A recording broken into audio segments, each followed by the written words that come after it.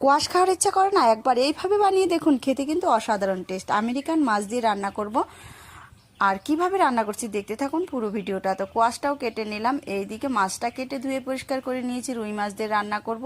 তেল দিয়ে দিলাম কড়াইয়ের মধ্যে, তেল দিয়ে লবণ হলুদ দিয়ে ভেজে নামিয়ে ফেললাম। আর একটা কড়াইতে আমি কোয়াশ সেদ্ধ করে নেব, যাতে খেতে কিন্তু অসাধারণ টেস্ট হয়। তার জন্য দেখো মাছটা ভেজে নামিয়ে ফেললাম।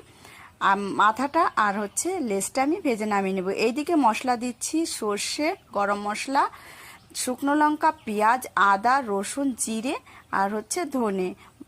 মশলা তো পেস্ট করা হয়ে গেছে। তারপরে দেখো আমি মাছটাও ভেজে নামিয়ে নিলাম। ততক্ষণে আমি দিয়ে দিচ্ছি আর একটু সর্ষের তেল। সর্ষের তেলের মধ্যে দিয়ে দিব আমি জিরে, তেজপাতা আর হচ্ছে গরম মশলা। আর মশলাটা যেটা পেস্ট করেছিলাম ওটা দিয়ে একটু হালকা জল দিয়ে সুন্দর করে কিন্তু কষাতে হবে।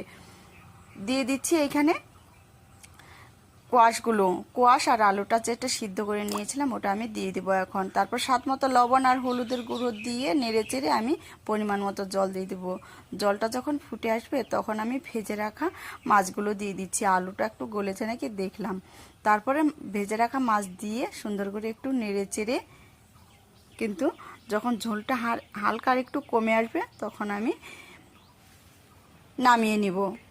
বাড়িতে তাহলে এইরকম রেসিপি করে দেখবেন, অসাধারণ কিন্তু টেস্ট অসাধারণ হয়েছে।